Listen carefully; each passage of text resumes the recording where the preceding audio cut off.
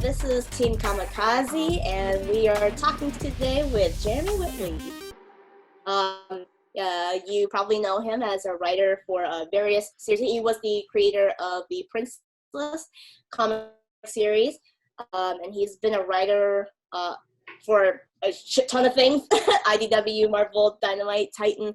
You probably know his work through notably My Little Pony, Friendship is Magic, and also the Unstoppable Wasp.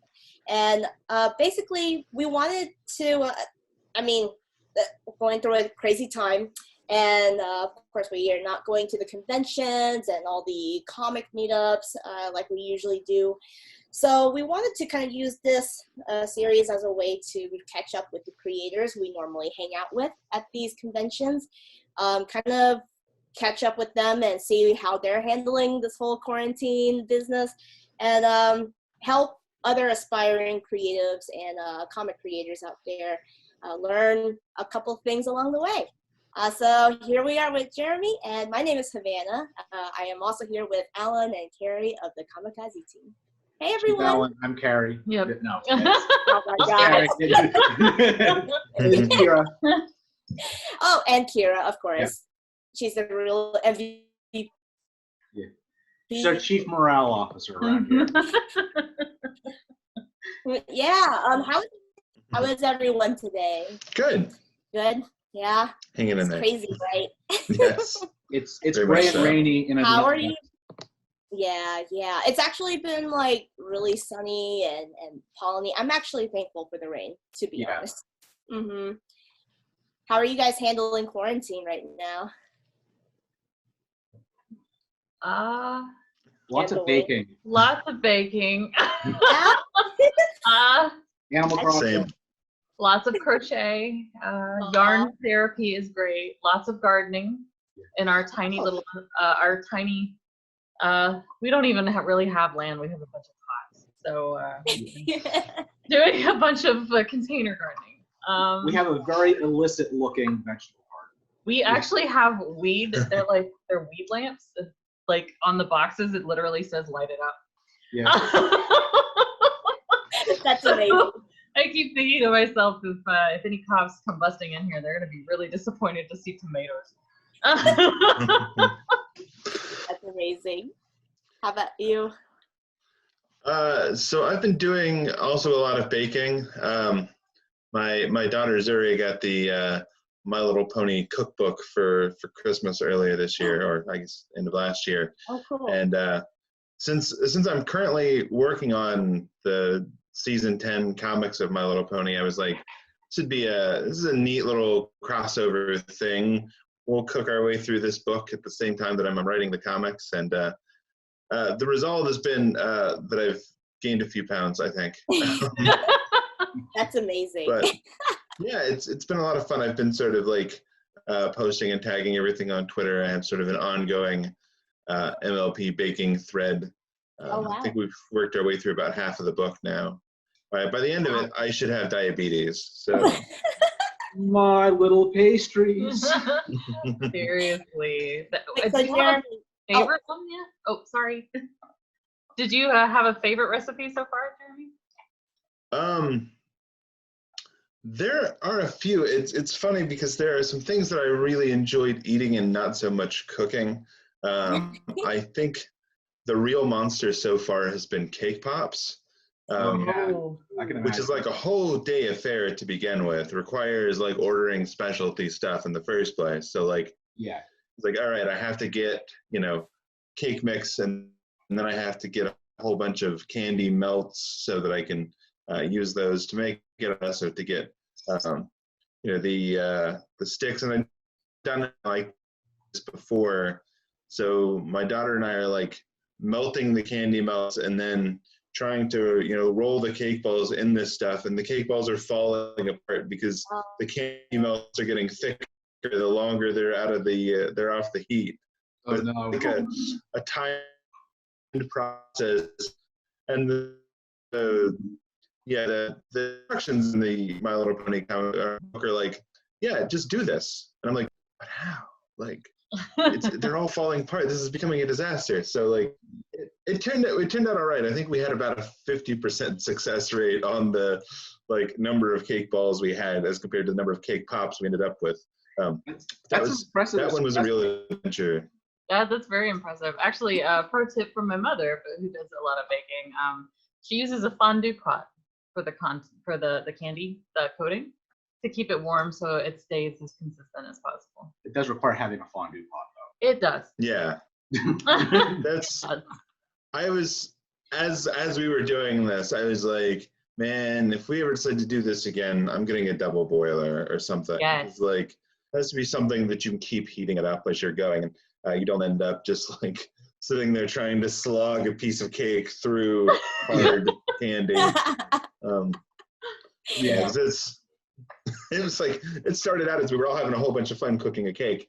And by the end of it, we're like yelling at each other about like not coating the thing enough, or taking too long, and the candy getting hard. It's like, it's a real way to drive your family apart, like making cake. That's awesome. Oh, no. I did not realize how difficult cake pops were.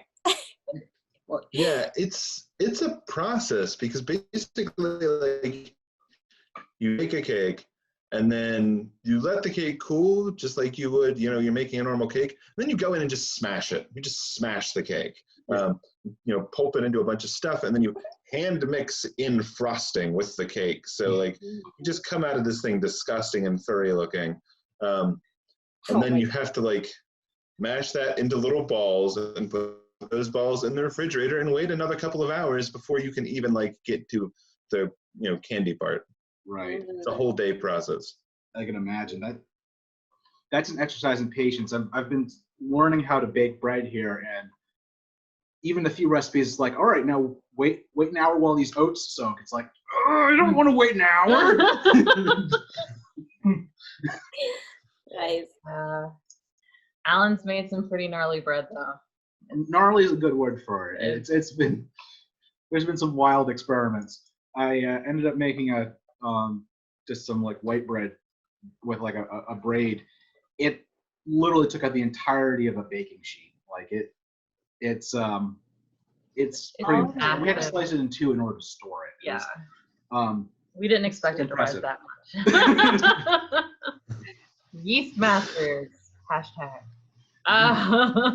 Yeah. A lot of people are baking now, according to my Instagram feed. This has been an expansion of like just in the last year, along with like going to the gym regularly. I've been like actually cooking stuff, and we started with like ordering things through HelloFresh and cooking that way, and then my in-laws took note, and I got a couple of recipe books for Christmas. I have a Snoop Dogg cooking book. As one does. I have seen this cooking book, and it is beautiful. It is wonderful. Wait, what's in it? It's called From Crook to Cook. Oh my God. And got a forward by Martha Stewart, Of course. who went the other direction. But it's fascinating because it has a combination of things. Like there's a whole section with just mixed drink recipes, and then there's stuff like this is how to cook bacon, and it's really like basic how to cook bacon. It's like put it on a sheet, put some pepper on it, put it in the oven. Some people need help with just that. But there's also I did the chicken and waffles recipe in there, which has like a very involved like make a brine for the chicken and soak it for several hours in the refrigerator, and then it's a whole like long thing. And then I think the Mount Everest on that one eventually is going to be there's a recipe for lobster thermidor in there. Wow. Whoa. It's like I can't the amount of investment in cooking multiple lobster is it's pretty high. I mean, I really don't want to screw that one up. Lobster.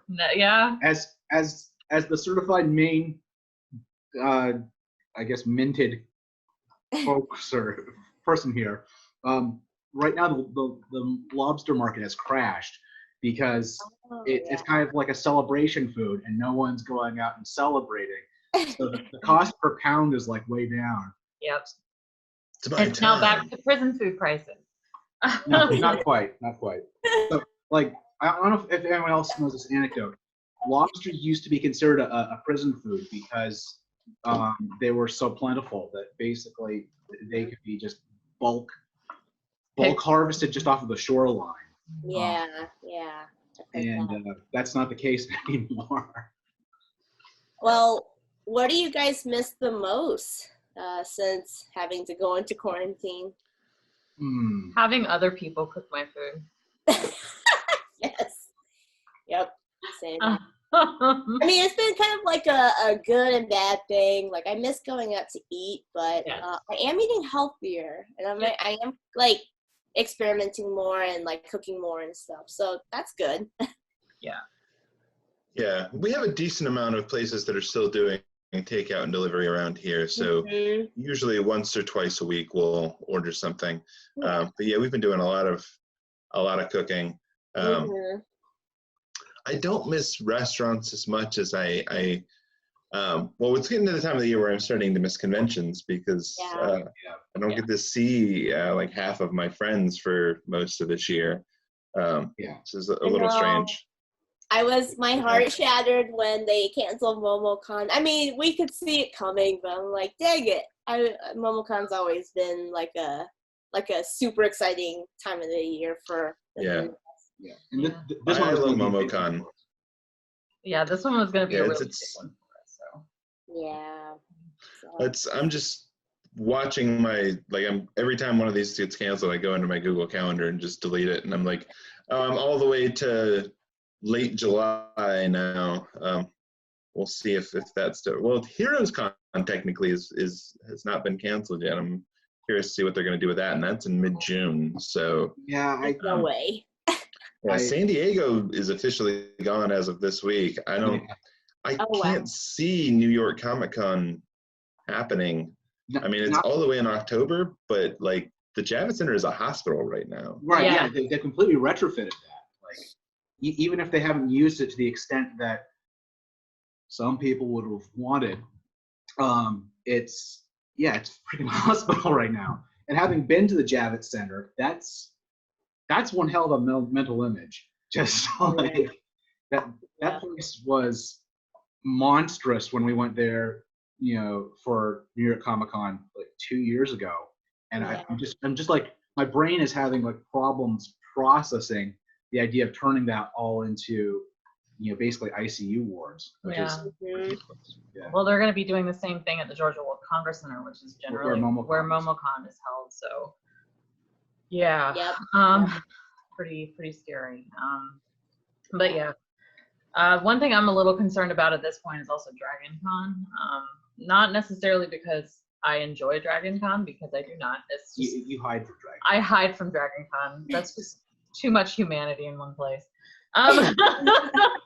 But well, the thing about Dragon Con with me is like literally a week before quarantine, like I dropped the deposit for the Marriott hotel room there. That's like $1,200 for the entire weekend.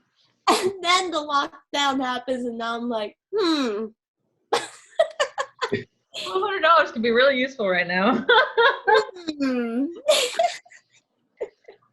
Yeah, I don't see Dragon Con happening. That is just such a sea of humanity to begin with. Right. That it's I wouldn't. That's been the thing with New York too. Like, if it does happen, do I want to go? I don't. Right. Yeah. I don't know that I'd want to be there. Yeah. Can we just redo 2020? Yeah. Just have a do-over. Now, just January 1st. It's January 1st, 2020 again. Yes. Starting over. Just this stays in the drafts folder. Yeah. Yeah. Speaking of which, you guys have been working throughout lockdown, right? Yeah. Yep. How are you guys? What are you guys working on? How are you guys staying productive during this time? You go first, Jeremy. I've had to scale back a little bit because I was being, I think, a little too productive the first couple weeks, where I was just like trying to. I think I might have been a little freaked out by the whole thing because there's a part of me that I'm like, oh yeah, how I deal with stuff is I go work and I write and I do as much work as I can, especially with some comic companies. Not exactly calling it quits, but putting things on pause at this point. Yeah. It's like, all right, well, while the work is there, I need to do it. Like if this stuff is going to go away, I need to make sure that I've got some work and money banked. And when you run out of those things, you go, oh well, what else am I working on? What's this thing I have two chapters of? Let me jump on that. So yeah, I have a whole like mini series I was writing that hasn't been announced yet. It's like a superhero thing. There's a work for hire that like is now going to be a novel. So I'm already done writing it and hasn't been announced yet. I've during the course of quarantine, I've written something like 6 issues of My Little Pony. Wow. I'm very far ahead on that to the point that they're like, all right, that's enough for now. we don't need to be any further ahead on this. Okay, well that's good. Yeah, I was writing like a script a day for a while there, and that's ideal for me. I love doing like getting that much work done, but also it was just like at the end of the day, I'm just like, oh, why is everything horrible? I can't handle this. I'm just just drained and quite zombie-like. So we've scaled that back a bit, especially my wife being a teacher. She's back to teaching online right now, so she needs time to. I can't just hide all day every day. Yeah, absolutely. Yeah, hear it. Go ahead. Sorry, I was gonna say, what about you, Carrie? I wish I had the same tenacity. Like normally I'm the same way with, like Jeremy was saying, like I work through, like if I'm having a problem, I just plow through it.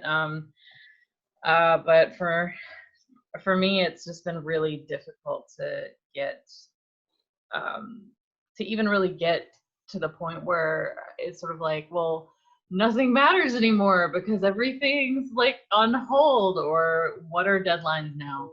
Because they don't matter. It's sort of like this weird, and that's really weird for me because I like to work. I like to get things done. I like to move forward and just go out and handle things. But it's just been really, really strange for me personally because I'm expecting, I don't know, I was expecting myself to be a lot more productive, but at the same time, I couldn't be fucked. Like, I couldn't bother. Like, it was just like I would sit down in front of my computer and try to start writing and nothing would come out. Like, just nothing. And it was that lack of motivation was just oppressive. But then at the same time, so, you're online and you're looking at Twitter or whatever, because that's all you can do at the moment. That's all you're useful for. And it's sort of like everybody's like got this weird narrative of like, well, now you can do the thing you really want to do because now you have the time and you should be as productive as possible during this point. And I'm just like, well, this doesn't make me feel any better. It's just like, there's this weirdness about it,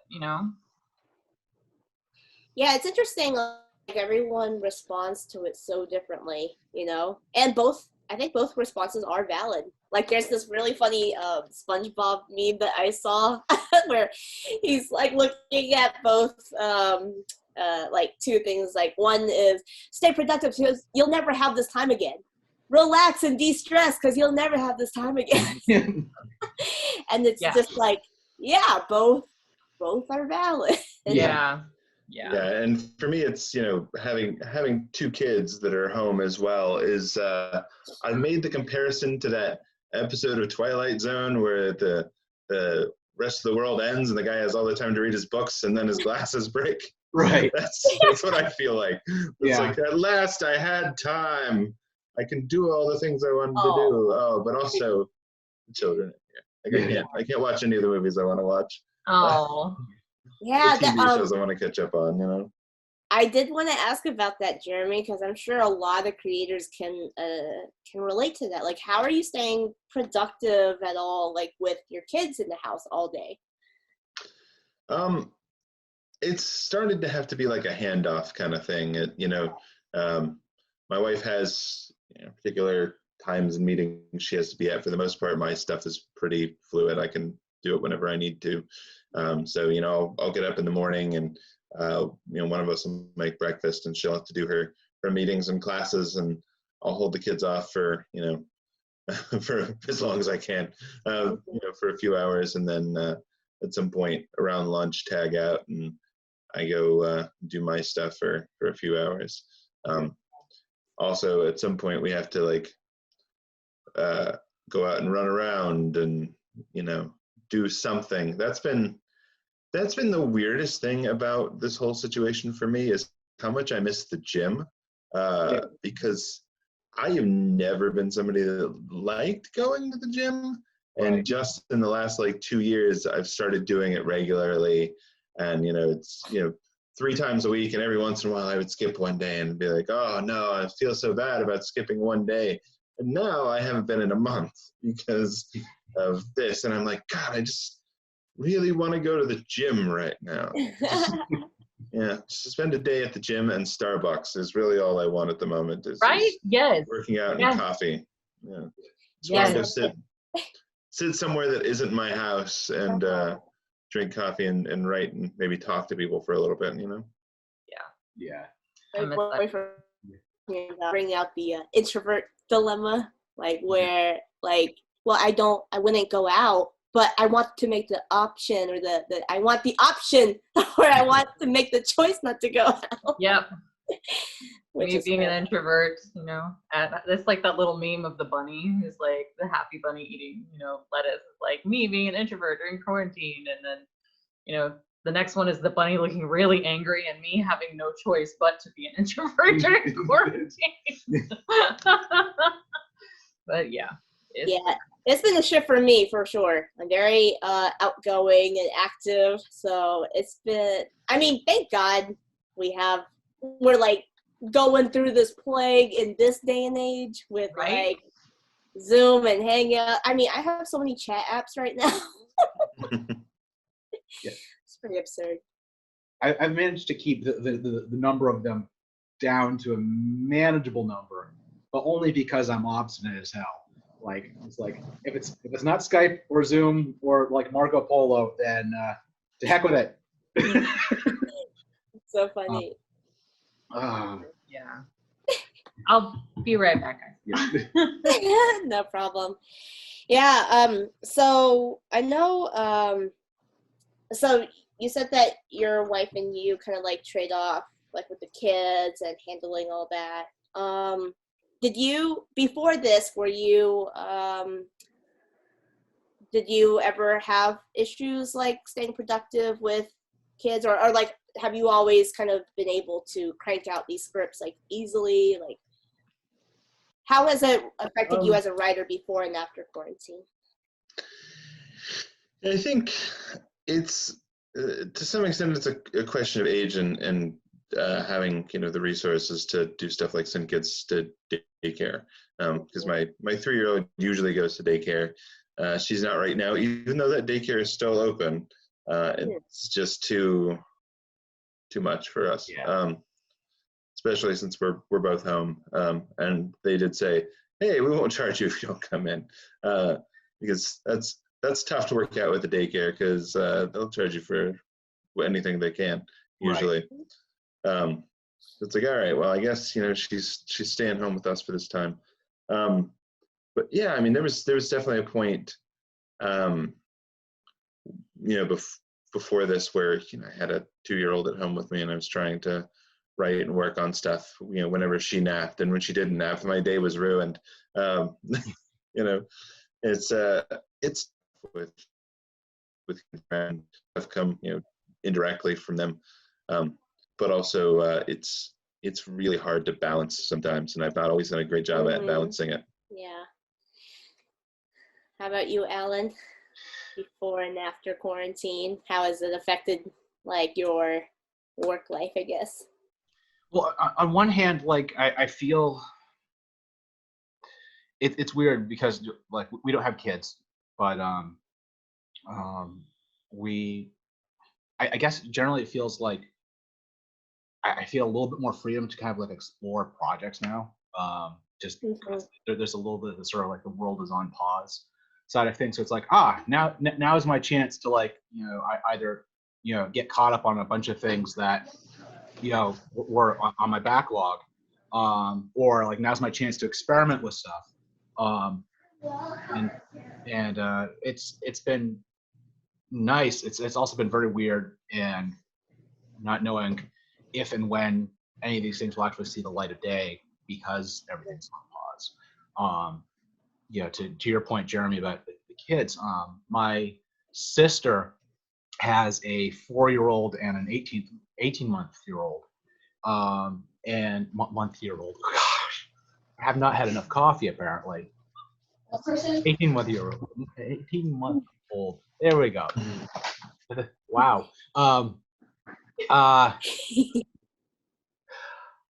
Anyway, it really does seem like a lot of her schedule. She's up in Maine, and I've been able to keep in contact with like Zoom and Marco Polo. Like so much of her day has just it's so heavily influenced by the ups and downs and the need for that. They're doing preschool via Zoom. Like they're doing like preschool assemblies via Zoom calls. And originally they were skeptical, but it's like no, like this is like the kind of like social ritual that's kind of like keeping some degree of glue together for this 4-year-old who's very social, and likes hanging out with her friends, and having that together time was a pretty big part of keeping her happy and keeping like nervous energy down. And so while my sister was definitely like really skeptical at first about it, like it's really kind of taken a I wouldn't say U-turn, but at least a very, very pronounced turn as things have gone on. Yeah. So I know Jeremy and Carrie, you both are working on a project together right now. You want to talk a little bit about that? Sure. It's my turn.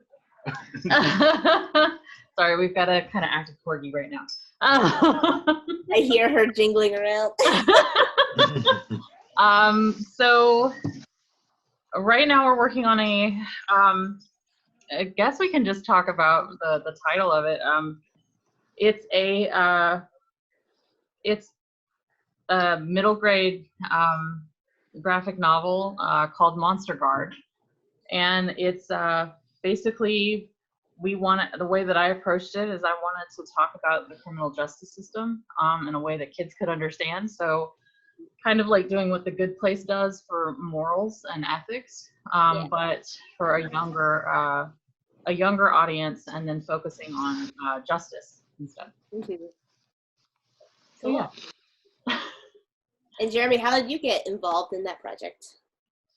Well, Carrie and I have been talking about doing something together for a while, and I think we tossed a couple of ideas back and forth. This was one of her original ideas, and it was one of mine that we've kind of worked on here and there as well. But this one I think was the one that we really kind of caught fire with, and it's been a lot of fun. I think before working on this, I was working on like 2 other graphic novel series, both of which I don't illustrate, but I write by myself. And especially with graphic novels, it's just like, all right, I'm going to pump out, 200 pages of something without ever sharing it with anybody. And especially when you're on deadline, it's like, all right, I'm done with it. I don't know if it's any good, and I can't show it to anybody because it's like under contract and stuff. So I don't even know how to talk about it. So like I was like, I wanted to start collaborating on some stuff so that I could, have somebody to talk to and work with, and like have some share of the ideas, so I didn't have to have all of the ideas, because I found working on other stuff that it's very valuable. So I was on to go to my editors and be like, hey, we're dealing with this, a story about mental health and about bipolar disorder in this. I really want to get this right. Oh, wow. So, I need to like be able to show this to a psychologist, to somebody that knows what they're talking about. And they were very receptive to that. And it's been really cool, because I think that book ended up being a lot better and a lot more effective to people, because I was able to collaborate with somebody, even just reading it. And I think I've really started to see the value of collaborating on writing as well, just because there's only so many, you can only write so many back-to-back graphic novels by yourself before you start to go insane. Yeah, that's amazing. So is this your first time collaborating with another writer, like co-writing on something, or? It's been sort of simultaneous, because pretty close to the time I started working on this with Carrie, I've been working on another series with my friend Ben Kahn. It's not yet announced, so I can't talk too much about it, but it's another graphic novel, and that was one where I'm writing a middle grades book that deals a lot with gender stuff and queer identity and things like that. That I was like, I don't know how much I'm the person to write this by myself, even though like I have this idea and I like this story. I started off with Ben sort of reading the first chapter and consulting, and then after the notes I got back, I was like, hey, you could just with me. Do you want to write this with me? Like, if you're interested in doing that, we can do it. And it's been great as well. So at the same time as I've been bouncing stuff back and forth with Carrie, I've been doing that with Ben as well. That's awesome. Yeah, it's been fun. I've always loved doing creative and collaborative work as well. So having the chance to work with. Oh, okay, you're back. Sorry. Okay. That was very interesting. I'm sorry about that. Yeah. I don't remember. You guys had frozen up while I was talking, and I didn't realize whether I was talking over anybody. So, I was asking Carrie about your experiences co-writing. Oh, right. So my experiences in co-writing, like in working in animation and all that sort of stuff, it is a very, very collaborative effort in general. So you always kind of have like a writer's room. And so you're working collaboratively from almost the get-go. And I love that, because for me, working collaboratively means, much like Jeremy was saying, that you have all these other ideas coming forward that can just make something either too convoluted or much better. So there seems to be no real in between there. So I try to strive to be as, focused on the better side of it. But one of the things that can be hard for a lot of people who are used to writing on their own and by themselves is the idea of critique, and like when you have a group thing coming forward. So that can be with the other people that have done a little bit of co-writing or consulting with. They've had like, they weren't quite sure how to handle that. But with Jeremy, it's been really easy, and I love that he has this creative spirit and wants to collaborate. And I love his ideas, because if there's one thing about writing for kids, because I normally write for adults, like kids, like you don't have to spell everything out for kids like you do adults. If there's a moment within, something where somebody does something wacky and crazy, and it's sort of like, you don't have to explain it. as long as it's in character, it doesn't matter. So it's kind of forced me to Embrace your wacky side. I'm not gonna say embrace my wacky side, but embrace the chaos, Okay. and learn to begin to love it. Because if there's one thing that kids like, or at least what I'm learning from Jeremy, is that working with kids is that you don't constantly have to hold their hand, because so much of their ideas of the world is abstract and is abstract thinking. But at the same time, humor. And I've never felt like I'm very good at humor. And I feel like a lot of the things that I struggle with, Jeremy excels at. So Okay. it's really been wonderful that way, because there's points where we use Marco Polo a lot to this little app to kind of like chat back and forth and see how things are going. And there was one point where we were working on something and I was like, so what about this problem? And Jeremy was like, well, that's future Carrie and Jeremy's issue, because they're way more experienced than we are. Oh, I love that. That's great. Yeah. You touched on Go ahead, Jeremy. I think writing for kids gets you. I feel like a lot of people at an executive type level misunderstand writing for kids, and that I think it gives you a very big and unusual toolbox, in that like sometimes you have to go, all right, I know how I want this to sound. I know basically what I want to do. And if I was writing for adults, here's what I do. But how do I get there without murdering somebody on panel? Or, I think Princeless was one of those where it's like literally the first issue of Princeless, I gave Adrienne a sword. And I was like, oh, she can't stab anybody. That's, how do I do fights? How do I like solve conflicts when her weapon is a sword? Like you can't, there's only so many times you can, hit somebody with the broadside of a sword. So like, I think you learn all sorts of interesting ways to get around things and to tell different kind of stories. And then when you are writing for adults, occasionally it's just like, ooh, I can do this. I can say bad words and have people like bleed all over the place and hint at sexy stuff. Ooh. Interesting. Yeah. All right. You guys touched on a lot of things I want to ask about, but I'm going to bring it back to that whole point of that critique. Like, I know sometimes when writers collaborate for the first time, like that whole critique phase can be pretty contentious. And I guess like logistically, how do you guys split up the work? Does one of you write the script and the other read it through, or are you writing at the same time? Like, how does that work? What we've been doing, what I've generally done with this stuff is split it up by into units.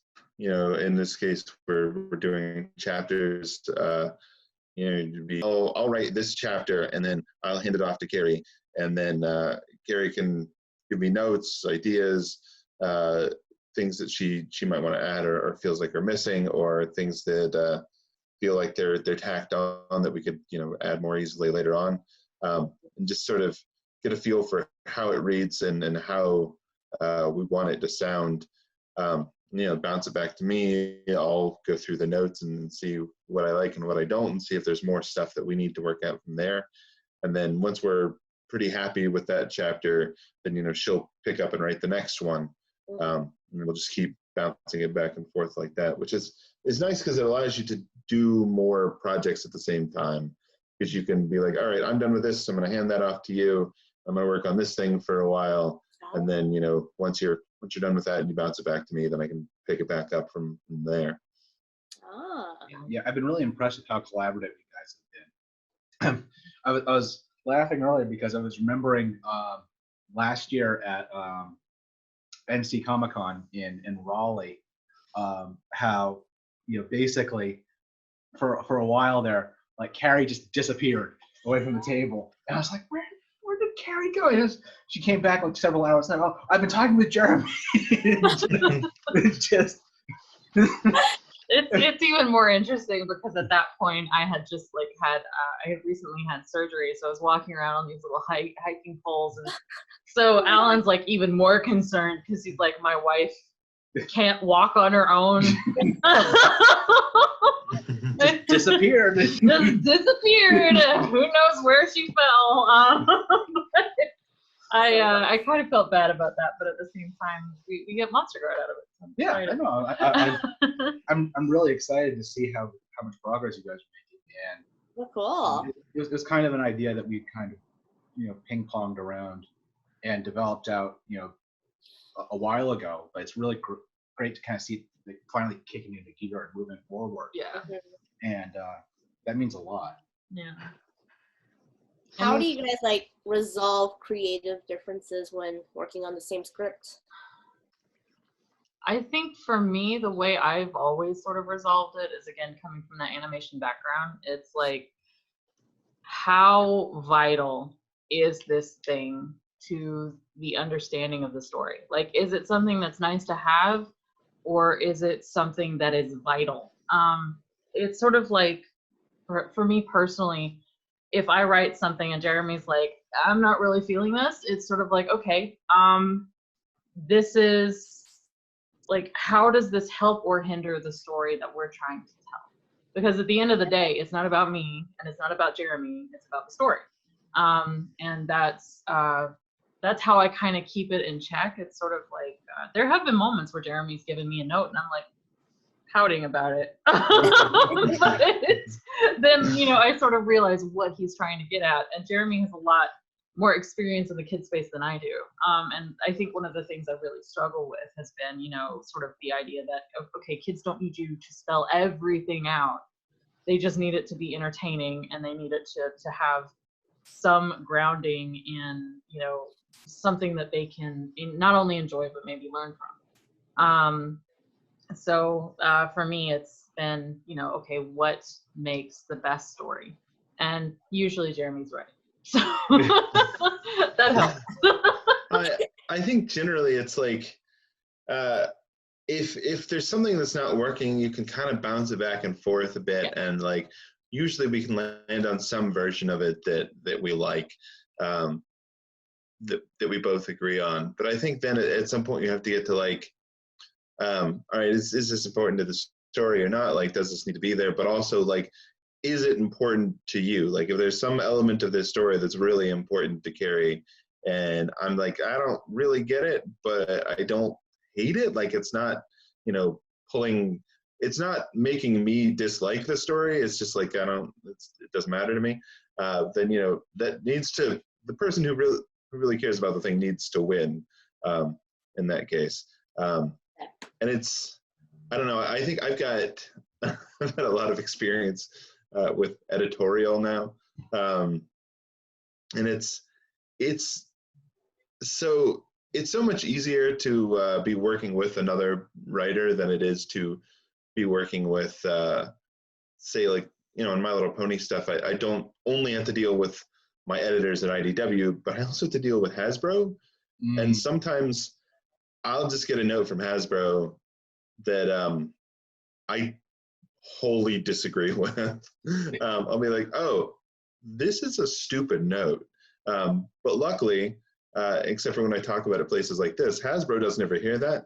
But usually what happens is I send, luckily I have my editors at IDW between me and Hasbro. So like Hasbro can send them a stupid note and they can send it to me and I can say, this is the dumbest thing I've ever heard. Obviously, they don't want their own show.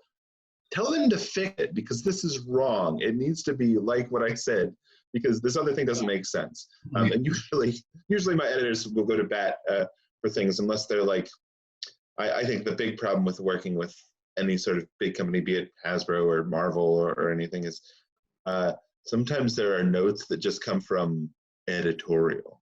And you're like, oh, who said this? Somebody upstairs. Or Marvel, I occasionally get notes from corporate, and I'm like, who and why? And the answer is it doesn't matter. Do it. Like, yeah, corporate said you can't do this, so you can't do this. Yeah. By the time it gets to me at that point, yeah, it's I compare it to like anybody who's ever listened to Welcome to Night Vale. There's the like station management, the mysterious multi-armed beast that lives in, behind the station's management door that just occasionally slips notes under the door. And like, you just do what station or what management says, because they're a giant, beast from another world, and you don't ever get to see them, but you have to do what they say. Right. Yeah, definitely. No, that's an interesting perspective. I never thought about like collaborating on an indie project versus like a project from the publishing world, or like where different stakeholders are involved for sure. So Carrie, I want to touch on something you said about like you transitioning from writing for Kamikaze, which is for older teens, adults, and then transitioning to property more for like middle school kids. You said that kids don't need to be handheld, and that was something you had to learn. Can you give us an example of like something you underestimated, or like what's like one example of that? Let's see. That's a really good question. Or like maybe while Carrie's thinking, Jeremy, what's like a pet peeve of yours in kids programming that you see often, where people are underestimating the intelligence of kids?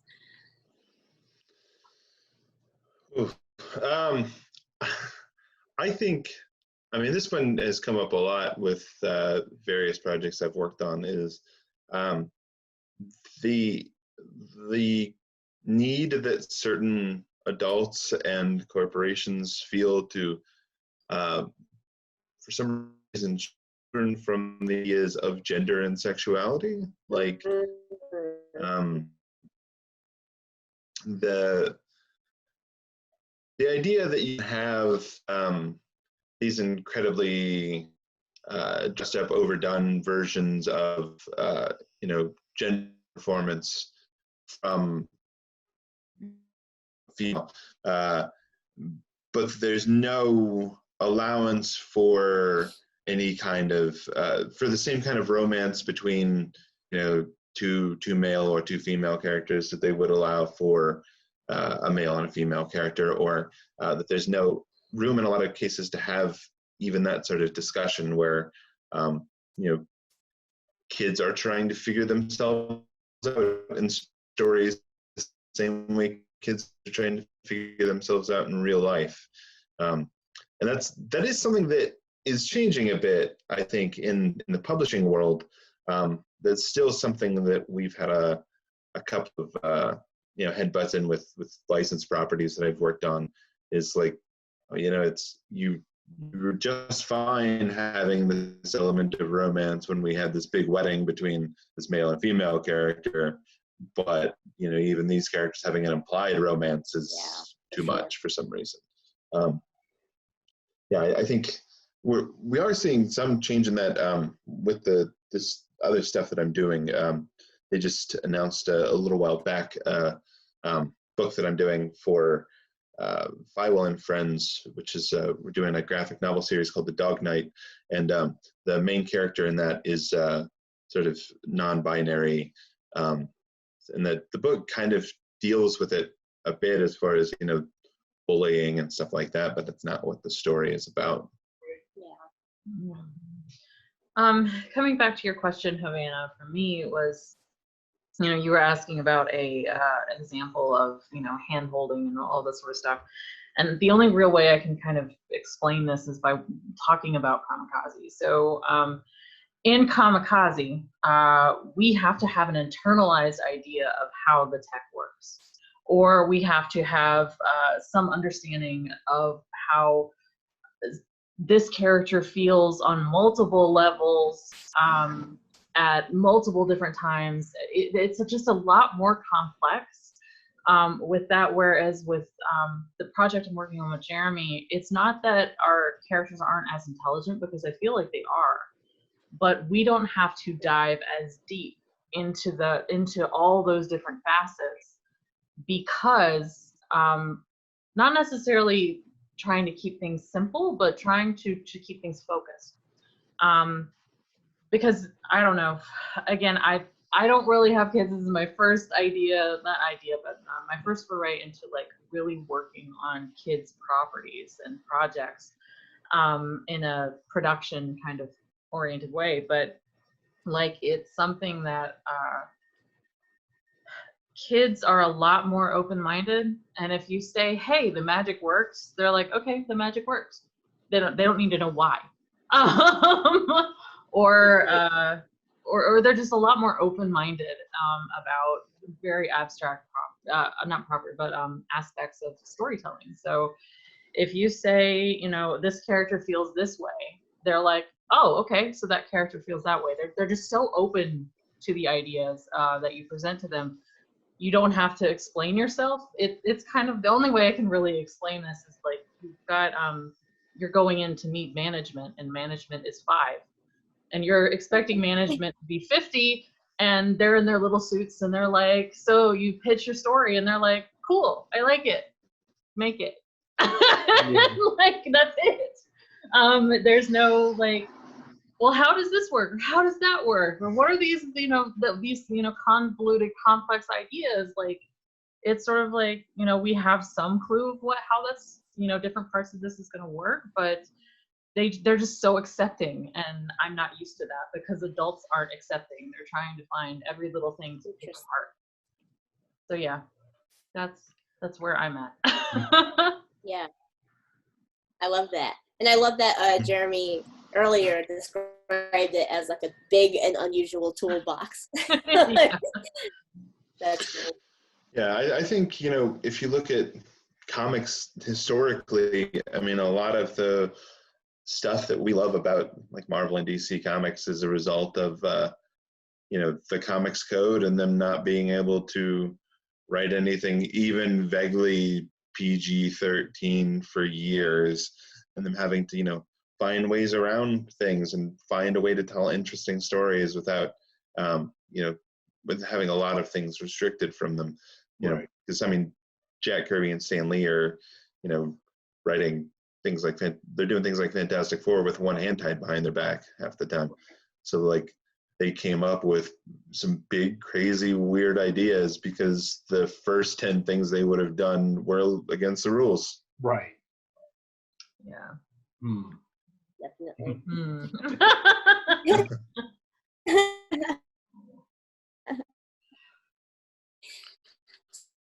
So, outside of that, comics now, are you reading any graphic novels, or are there any comics that you recommend people check out during quarantine? I'm a little behind on my current comics. I'm trying to think what's good that's not too close to home right now. Because I mean, like, one of my favorite series is Brian K. Vaughan's Why the Last Man. Why the Last Man also does deal with a sudden plague immediately wiping out all men on Earth and just leaving women. So, plagues are maybe not the order of the day for that. Oh yeah, Kamikaze has the same problem. Yeah. Yep. Yeah, I'm looking at my. It's either like right a now. really good time for post-apocalyptic work, or the worst time. Yeah. Yeah, I've got a whole like 2 bookshelves full of comics over here next to me. I think one of the most amazing series, if you want to see like stuff that comics can do that maybe you don't get from every superhero comic, is and you learn a lot about how comics work, is if you look at Matt Fraction's Hawkeye series. Matt Fraction and David Aja and later Annie Wu, have a really interesting style of narrative storytelling, and it is, you know, a superhero comic. It's about that Hawkeye guy that is on the Avengers and shoots arrows, and that's his whole power for some reason. But it's told from this very like down to earth perspective, and is really inventive in the way that they do things on panel and the way that they tell stories in a way that you might not think about as being sort of thing that's usually done in the superhero medium. Yeah. Yeah. I think for me, I will always suggest, and it is dark, not necessarily dark, like super dark, but there are, it does deal with some heavier topics. One is, I will always suggest Beasts of Burden. That's like one of my favorite comic series, and the artwork is just beautiful.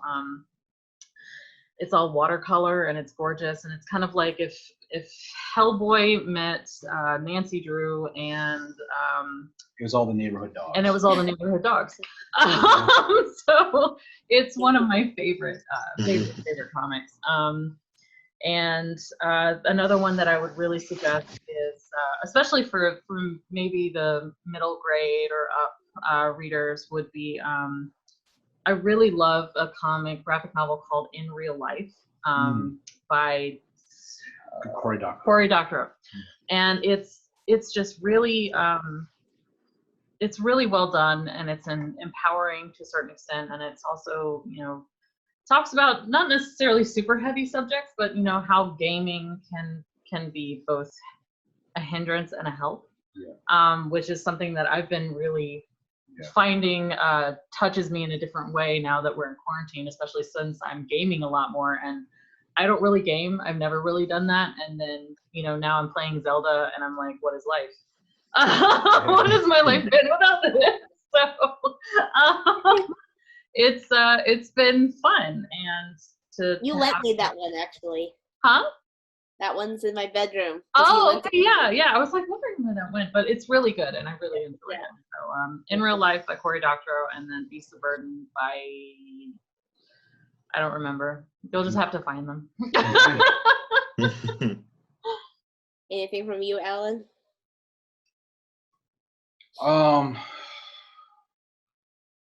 I'm drawing a blank right now. To be completely Okay. Yeah, I've been moving into my new house, so not a lot of time for reading comics, unfortunately. Working on comics though. I guess if I was going to suggest one that's just off the top of my head, it's a web comic series. It's sort of a space opera comedy. It's called Cassiopeia Quinn. Cassiopeia Quinn, yeah. Cool. And it's just sort of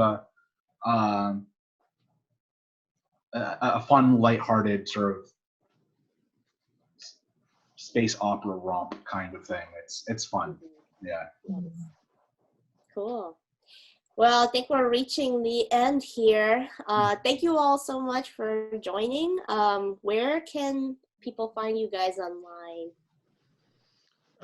I am on Twitter at jrome58, JROME58, and I also have a website, which is jeremywhittley.com.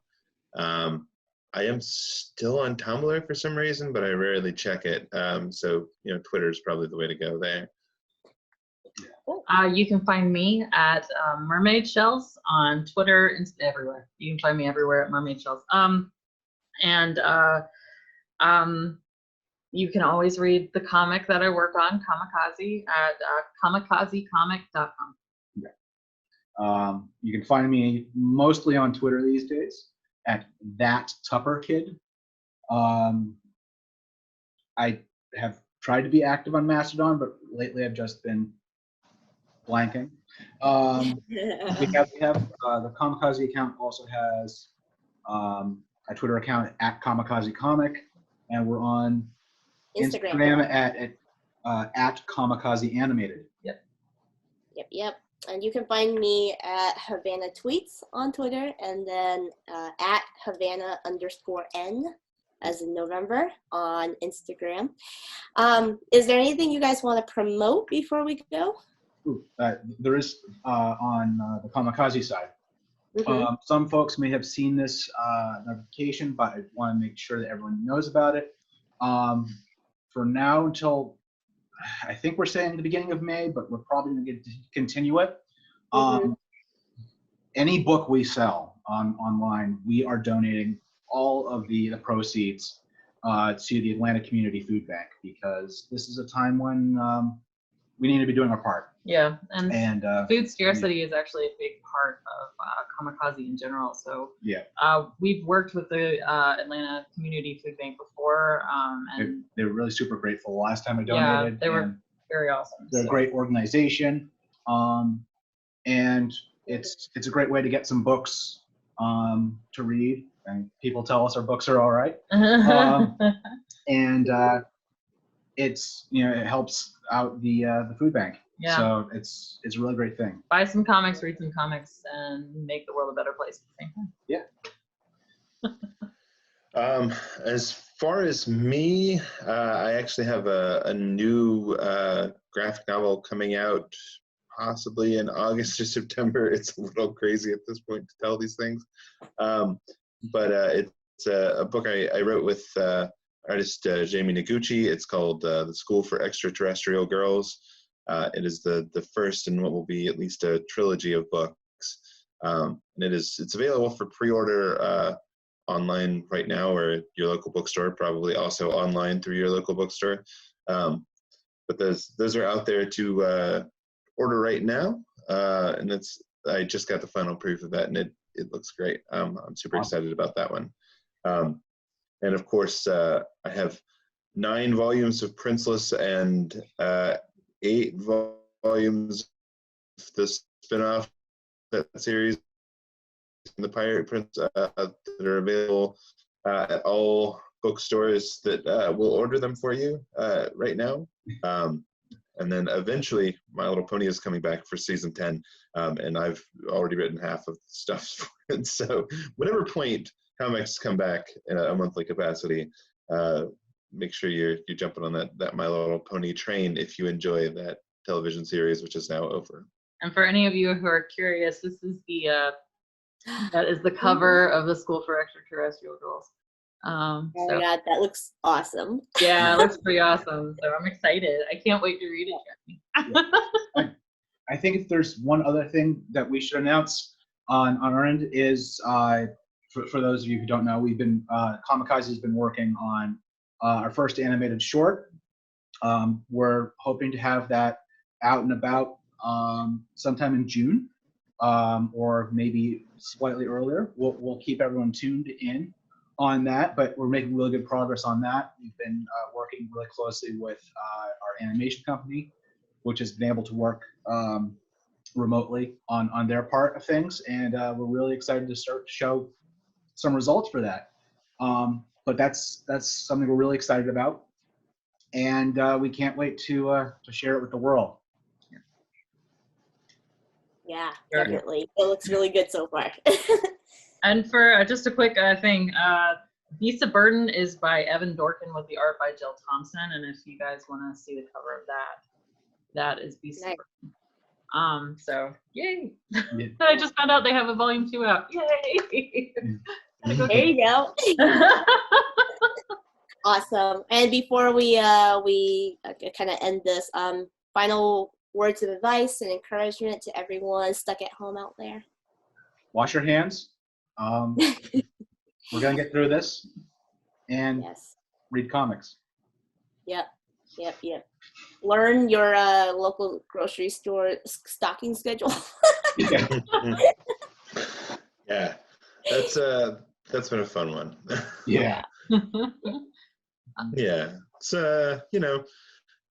you don't have to get everything done right now. Just find things that you can enjoy, and get you through all this. Yeah, I've just recently finished watching Lord of the Rings for the first time with my 9-year-old. So we made it through the whole series. Yeah. That's amazing. Now you're making me want to watch it. If I want to watch the extended series, but every time I You have trouble getting out of the Shire. I do have trouble getting out of the Shire because it's like a lullaby to me. The pacing is rough in the extended version. It is rough. I the agree. Shire is like, here's the thing, and here's another thing we filmed, and here's another thing that didn't fit in the stream. It's like, because that's the version we just watched, because that's the only version I own for some reason. But like, it was just, I was worried about having watched, we watched the first half of Fellowship the first night, and I was like, yeah, she's probably not gonna want to watch anymore, and I don't know, we'll see. And then the next night she was like, hey, can we watch more of that that movie we were watching? And I was like, yes we can. Yes, child. You have passed the test. Yeah. You can't stay in this house. The Shire part, I mean, yeah, the pacing is off for sure, but the Shire part, the reason why it's hard to get through it is because it chills me out so much I fall asleep. My sister likes that first part for that reason as well. well. It's great for that. But yeah, if there's any advice that I would give right now, it's be patient with yourself. If you're struggling to create, that's normal. It's okay. And if you're all you can do right now is create, that's fine as well, because everybody's handling this differently. So don't be too hard on yourself. The hustle will be there when the world starts back up again. So you can continue to hustle after that point. So yeah. Yeah, I think it's important to remember as a creator that you have an intake and an outtake mode, and sometimes when you can't put anything out, like, it's a good time to take things in, and your brain starts processing those, and eventually at some point you go, oh, I know what I want to make now, and you can go make it. It's fine to flip that switch. Yeah, definitely. It's a good way to put it, Jeremy. Good job. I love that. It's gonna stick with me forever now. All right, well, thank you everyone, and thanks for tuning in.